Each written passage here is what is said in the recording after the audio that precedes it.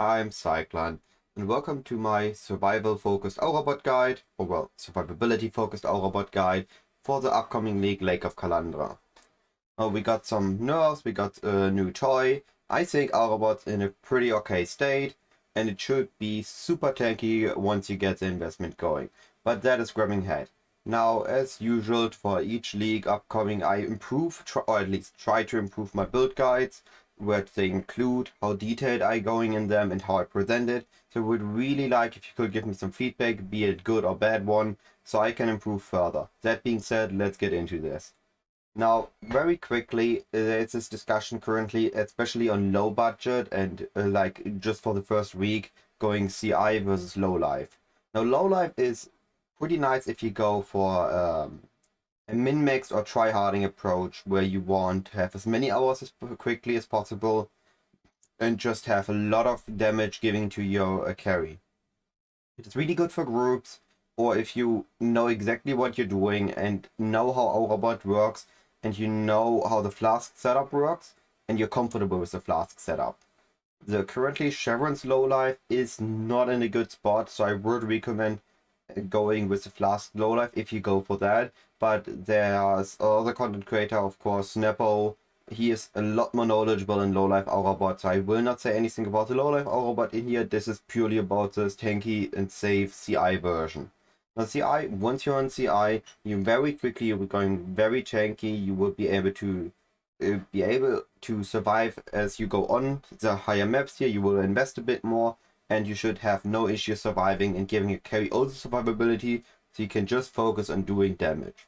Now we will have a few less offensive auras in the beginning, and we won't be having a blessing aura setup, but I will get to that when I get to the skill section.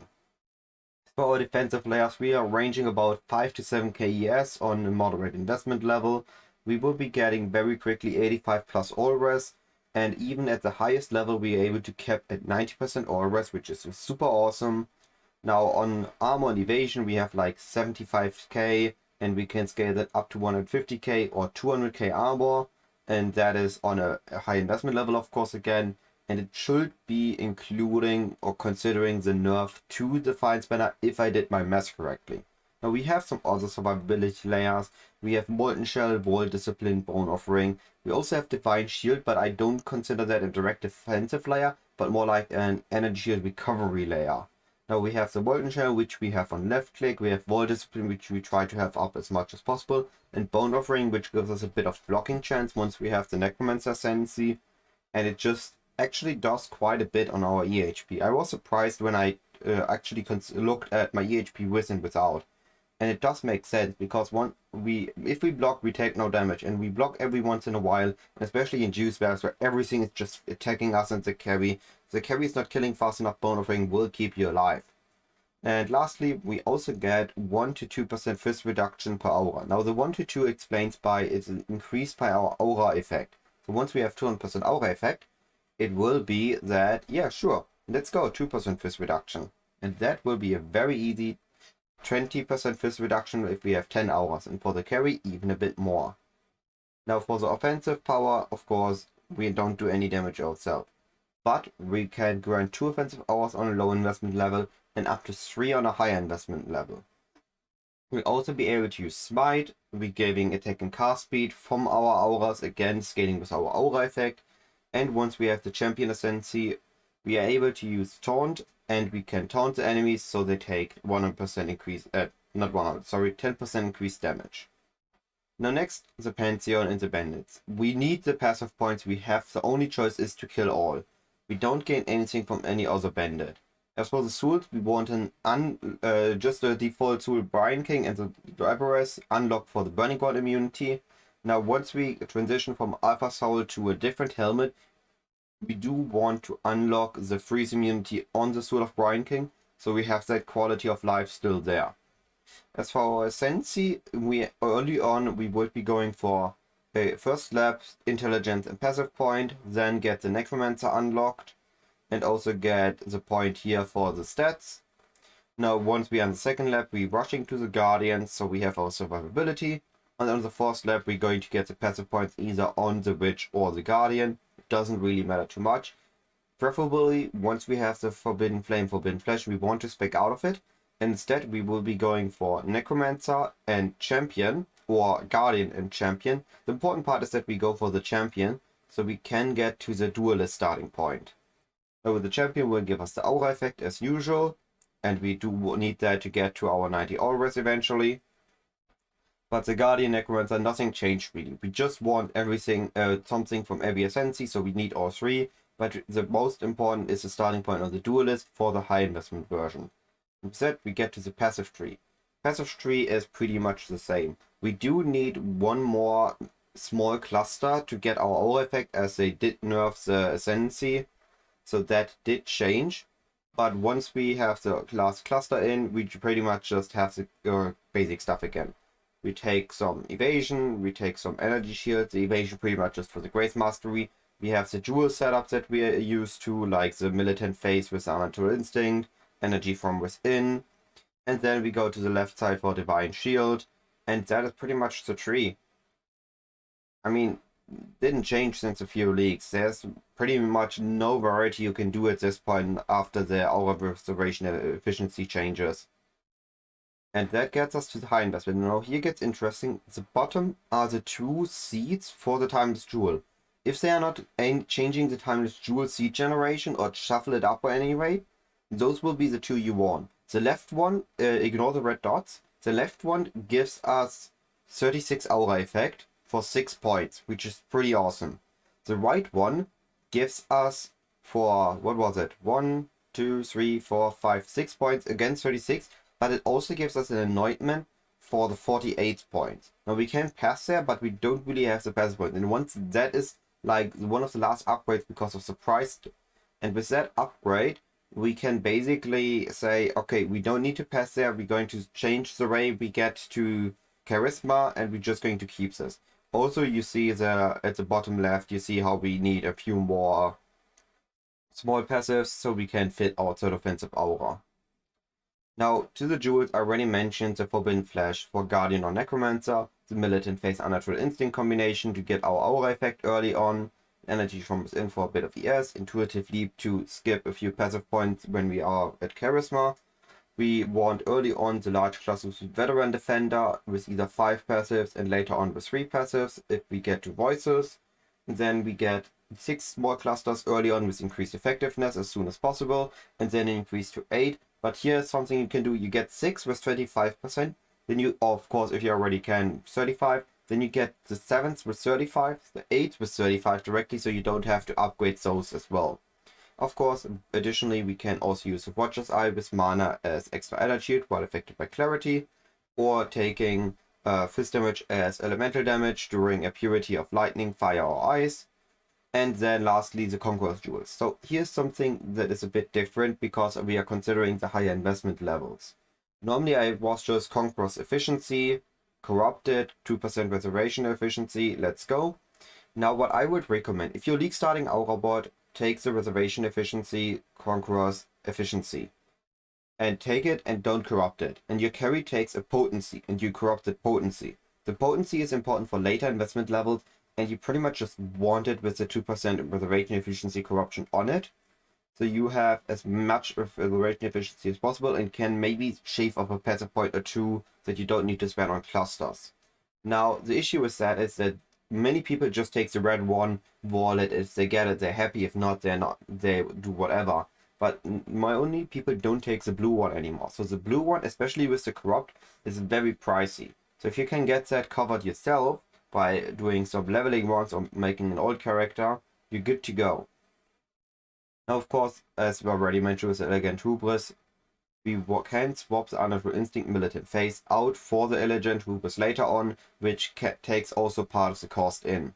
Or you can keep the Unnatural Instinct for a different build, of course. As for our skill setup, I'm trying something new out here. I hope it's not too confusing.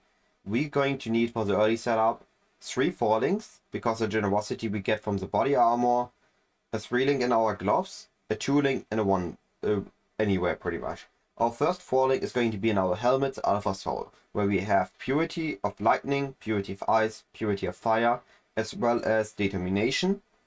Then we have the body armor, where we want our offensive auras because they are get granted a free generosity. We don't need any links here outside of linking smite to faster attacks for a bit of quality of life. But if you cannot get it because it's corrupted and perfect set it because divine shenanigans, I don't know, you don't need the fast attacks either. You don't need the links in the body armor. You can have smite, rest, and hatred. Of course, you can replace the 50% with any 50% that works for your carry the best. And then you have your initial carry offensive power giving. Then we take a level 1 clarity, precision, and vitality, as well as a defiance banner that we can put anywhere, either in a falling in the boots or in any other spots that are free. In our gloves, we're going to use an updated unique, so we can only put wall gems in there, which will be wall discipline, wall grace, and wall molten shell. As for the grace the wall versions, we want to always use wall discipline. We can use wall grace, but I'm not happy with the current state of wall grace, as it doesn't properly scale with your aura effect at all, because it just says, okay, if you suppress something, it's calculated lucky. It doesn't give you, like, the old one just instantly kept you on dodge, which was absolutely insane. And the new one is, yeah, well, meh. And the wall molten shell, we just use it to get more levels on molten shell. Don't use wall molten shell.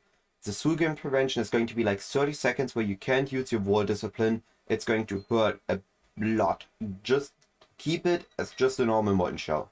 Lastly, of course, leap slam, faster attacks. You can use a flame dash, you can use shield charge with faster attacks, you can just use leap slam, use your preferred mobility skill, and keep bone offering. Just have it in your hotbar and in maps activated. If you do a boss, consider maybe putting a desecrate somewhere. It doesn't need to have any level. It's just to have some extra survivability at any moment. Now when we get to the end game, we want some old quality stuff, and we need a few enlightens. Now before you say that's too much enlightened, level 3 corrupted enlightened, as usually it's around end of week 1, start of week 2, is not that pricey, so it should be affordable. We need 1 level 4 enlightened, but that is only once we get the 3rd offensive aura in. So in our 6th link, that's now going to be a 6th link because we're not going to use the Victorious Charity, Victorious Influence anymore. We are going instead to be using a crafted rare body armor. We have 3 offensive auras of our choice. We have a Smite, Probable Phantasmal, and a level 5 or 6 Awakened Generosity, as well as a level 4 Enlighten. Now on top of that, we still keep the Purities in our helmet with a level 3 Enlighten. We use in our gloves still the wall skills. We can add wall haste, but that is currently experimental. I cannot say if wall haste is going to feel good. If you want to use normal haste, because your carry can gain a lot from it, I would recommend not using it in the 6th link with generosity, but still keeping it in the gloves, because the gloves can give you up to 7 levels on it, which is going to be nice for you. And if you give the generosity, your carry is just going to run away from you and you will have a hard time keeping up. Now we keep the divergent skill gems, we keep the flat auras at low levels. We can spend the rest of our passive, our unreserved mana into the vitality, but we want all 3 preferable to be divergent. We then have still our leap slam fast attacks, and our bone offering with divergence is also pretty good. And lastly, we're going to move our determination and defiance banner in a separate 4 link, where we're going to use our enlighten level 3 and enhance level 4, which also should be okay affordable once we have the old quality only, of course. And with that, we should have our resistances, our defenses like evasion and armor rating so high up that dying will be something that you will really have to try hard to do or run super juiced maps. And that pretty much is our skill section. As for the gear, I just took a quick because Aurabot gear is pretty simple. As for our flask, early one, just getting charges on hit or whatever is in prefix, get them to be used at full life, and have whatever defense things you can have. Be it resistances, as early on with low aura effect we might need a bit more resistances, or for elemental weakness maps, be it curse reduce curse effect on you, be it corrupted blood immunity or reduce removing it, be it removing bleed, be it star movement speed, or maybe even armor and evasion. Anything pretty much is good. Just get them to be used at full life so you don't have to use your flask and can focus on smiting enemies. We also want to have for weapons a thermal edge for the early ES it gives. We now have them use the Matua to Puna, the Waka to Kuki, or mature got removed. Hopefully I pronounced it correctly. It is no longer there. The mature Tupuna will give you less ES, one less minion level, so I don't think using an Animate Guardian is that good anymore, as it was already close to dying in juiced maps. Now for casual it should still survive, you can still use it, but in casual it doesn't add that much as it would add in really juiced maps where it's more risk to dying, so might as well just leave it out. If you still want it, go for it. You have a lot of flex slots with this new setup, but it should work this way. Our helm, the Alpha Soul, already mentioned. In the initial setup, just get any. Once you get it higher, you want to get either an enchantment on it for like any reservation efficiency for an aura, or get the 90% reservation multiplier for Socketed Gems in there, so we can save an Enlightened early on. So we don't have to, so we don't need a level 3 Enlightened with our purities. We can just get the reservation multiplier, which should be cheaper. Body armor, Victorious Influence as mentioned. The gloves, any energy shield, maybe with some stats on resistances. Boots, Syntrax, still super good, lot of ES, lot of evasion. Amulet, Jinxed JuJu with a decent aura effect roll. And the rings should be strength, dexterity, and can be unset or moonstone rings. And for the belt, a bait breath should be good enough.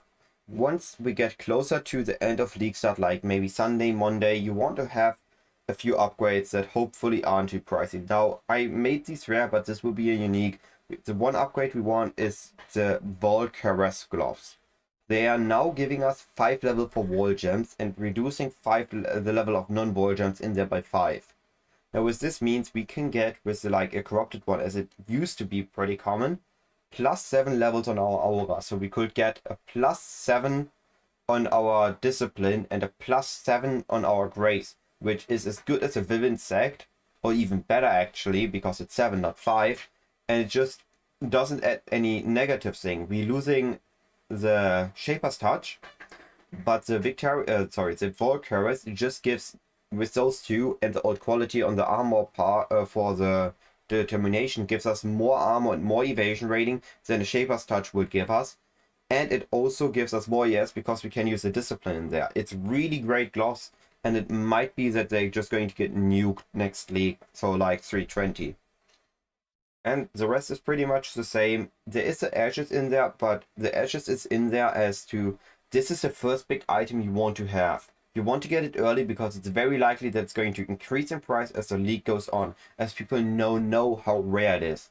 So this is something you should aim for early, so you have it, and you should also aim for a decent roll early, as the Vines next league might be unaffordable to use on any item, especially on Ashes, which might because of that gets even more crazy pricey.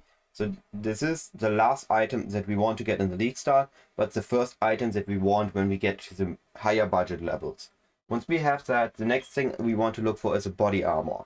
The body armor should preferably have 30% aura effect and 10% reservation efficiency. Now to get that, you need to use the Essence of Loathing, the Deafening of course, on a Redeemer Influence body armor, and get it rolled to have the aura effect and an open prefix. We're going to craft Suffix Can Be Changed, and we're going to use, assuming it still exists, Reforged Lightning. That will guarantee an implicit that is lightning and the only implicit that is lightning on a Redeemer body armor is a Redeemer mod. So we can hit the Orb of Dominance and hopefully get our hopefully elevate our aura effect, and with that we have a body armor. We can then repeat the suffix can be changed, reforge defense more common, and hopefully get like 500-600 ES, and the armor is good to go. Alternatively, you can look into getting an elevated aura effect and awakening orbit with elevated intelligence. That gives you +1 to your int gem and percentage int if you want to go for the Mask of the Tribunal in the high budget version. And with that we actually get to the high budget, but before that, Soul Ripper pretty quickly. I don't know how pricey it's going to be this league. It might be affordable, but it might also be prone into utter bullshit, super pricey, because it might be that people are going to use wall skills when the Hateforge returns with the Trial Master. Now that said, Super is really nice for having our discipline up, but if you are coordinating well with your carry, you use your discipline, he uses his, then you should not need a Soul Ripper. And with that, high budget. On the high budget, as already mentioned, we could upgrade our helmet either to a synthesized helmet with 50% aura effect or Mask of the Tribunal. Currently, I tried on Master of the Tribunal. This league, I will go for the synthesized helmet because I think it's synthesized will have enough aura effect and enough reservation efficiency. And Master of the Tribunal needs too much investment on top just to get the same that you can get with a synthesized helmet that has a deafening essence of loathing on it. Then the last big upgrade we want to do is getting a scepter with +1 to all spell gems and having 2% damage per aura. So that is again something our aura grants. So it will result in our auras scaling with aura effect. So it can be 4 damage if you get 200 or 6 damage if it gets to 300%, which is pretty nice. And lastly, we have the ES instead ring that will switch to we want energy shield or percentage energy shield, and for the suffix we want intelligent and dexterity. Because the way we are passing, we don't need the strength anymore in the ring, and we can instead get the intelligence, which is going to again increase our energy shield. And lastly, the crystal belt, instead of a baited press, would be a belt that has a bit of armor, a bit of energy shield, and a bit of percentage ES, and you're good to go. That is pretty much all the gear. Now lastly, the leveling. I'm going to cut this a bit short because I'm going to make a separate video about leveling. There are trees and the detailed gem links in the path of building. The trees, of course, in the tree section, and the detailed gem links you want for leveling are in the nodes section.